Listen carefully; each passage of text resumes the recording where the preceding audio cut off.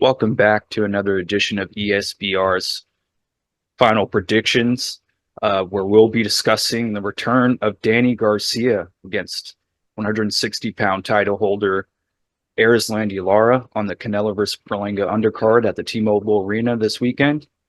Joined by my colleague Paul. And by the way, don't forget to like, comment, subscribe, interact with our content any way you can. That would be greatly appreciated. So, Paul, this is a very interesting one in my opinion. In fact, I'm more excited for this one than the main event. On paper, it kind of seems like a bad matchup for Danny, just given the given that Lara's the naturally bigger fighter, and given Danny Garcia's time out of the ring. Um, and the fact that Danny, he's seen his best days at 140 and 147.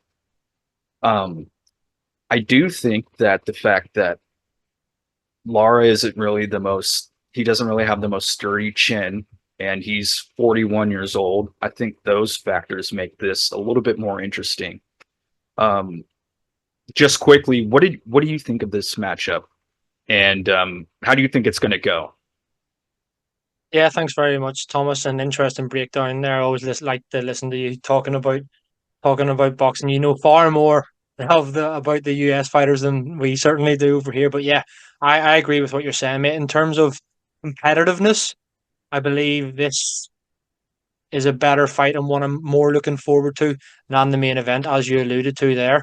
I think that on paper, it's two big names. It's what some often we see title holders defending their belts against fighters who maybe haven't heard of, who have good records. But yes, Danny Garcia may have seen his best days, as you mentioned, at junior welter and welter. But he's a big name. He's a former world champion. Everyone knows who he is. And yeah, there's definitely intrigue for me here because when you kind of look at it, don't want to sit here and write fighters off and say they're on the slide or past their best. But when you look at these two fighters, you probably, without being harsh, they probably are, and that's no disgrace. Erislandy Lara, as you mentioned, in his 40s now, and Danny Garcia, 36, so he's approaching, fast approaching 40 as well. But yeah, really interesting one for me, mate. I think, as you alluded to there, it's not a great matchup on paper for Danny Garcia, but because of the factors that you did mention, yeah, he's definitely got a chance. To give my prediction, mate, I think that I'm going with the title holder to keep his belt. I think Erislandy Lara wins this fight. In terms of method of victory, you look at Danny Garcia, and yes, he only has those, three defeats or so, I think it is, but he's never been stopped. I would have the edge towards points for Lara, but equally, like you mentioned at the beginning, Thomas, size difference here. Not even just in terms of dimensions and height and reach and stuff like that, but just naturally bigger fighters. I think these two could look 3 or 4 weight divisions apart on the night. And yeah, I'm really interested in seeing it. Obviously, after weighing in and refueling, I think Erislandy Lara will go a lot higher than one. He'll be in the 170s. Let's be honest, mid to high 170s, maybe at that. And don't think Danny Garcia will do without being fleshy. So yeah, it's interesting. I'm going with Lara to retain his title. And I did mention I've seen a few things. I don't know if you've been seen these as well, Thomas, but kind of the word retirement had been thrown about a little bit with both men. But people were kind of saying it about Danny Garcia, like, oh, is this going to be his last fight, even if he wins? I think when you're talking about your last fight and you still haven't fought and the potential of a retirement, I don't think that bodes well sometimes. So I'm going to go with Erislandy Lara. Gun to my head, I'm saying points right now. But again, if there was a stoppage in there, just because of the natural size, I could see Lara stopping Garcia if it was to happen, probably mid to late. Because as you know, Lara is a big puncher himself, despite Garcia never being knocked out. Yeah, I would have to. I agree with you for the most part. I think I see Lara winning a points decision.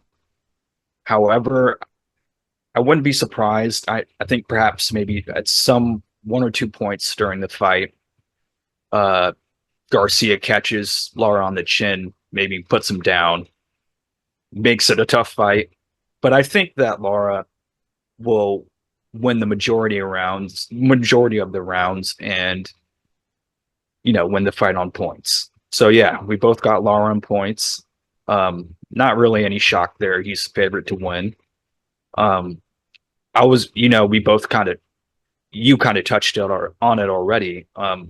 I was just going to ask to end us off here, what do you think would be next for the winner? I mean, they're both kind of at the tail ends of their careers. And then just given the state of the middleweight division, I mean, it's wide open. It's very weak, but it's wide open. What kind of path do you see? Like if Lara wins, what kind of path do you see him taking? Yeah, I'll talk about Lara because I do believe he wins, but I know that I don't know if it's something that you've seen over in America, Thomas, but Chris Eubank Jr.'s promoter Ben Shalom had said that they'd made contact with Lara's team. So whether or not there's any truth to those rumors, whether there's any legs in that, and we could maybe see Erislandy Lara fighting either in the UK or in America against Eubank Jr. early next year. Obviously, Eubank Jr. back in October as well on the Viterbia Bivol undercard. So provided he wins that, he might be looking for, if it's not a big fight against the likes of Conor Benn or Canelo or Billy Joe Saunders, then I think he maybe will be looking for a belt, and I don't think he'll want to fight Janabek. So I think that that's potentially what I could see for Erislandy Lara. I do agree with what you said. I think the middleweight division has been a lot better in previous years. That's not to say that that could change dramatically very soon. We could have an undisputed champion in the next couple of years with the way things are going with Saudis and stuff. They seem to want to bring all of the belts together and have the big fights. As you mentioned, Adama is also kind of in there, really, isn't he? But yeah, I think at this stage of Lara's career, I think he'll want the biggest paydays, and Chris Eubank Jr. If he wins this fight against Garcia, I think Chris Eubank Jr. is a big payday for him in early 2025. What do you think? Yeah, that's an interesting one. Yeah, put it in the UK, make it a big event there and it will sell. I would like to see that. I didn't really think of that before. So, I'm glad you mentioned that because I was like, I really don't see it's really hard to imagine what the winner of this fight would do in this division. But yeah, sign me up for that. I would love to see it. Good stuff, mate. Yeah, absolutely, absolutely. Fingers crossed that we see that fight in Yes. early 2025. Yeah, absolutely. And we'll see what happens in who knows, maybe upset city Saturday night. Perhaps Danny pulls it off, gets it done, but we shall see. So that does it for final predictions. Let us know what you think, how you think this fight's going to go. Please comment and subscribe, whatever. We're on all across as many YouTube, Spotify, Twitter, you name it. Follow us, subscribe, whatever. And yeah, we'll see you next time. Paul, thank you very much.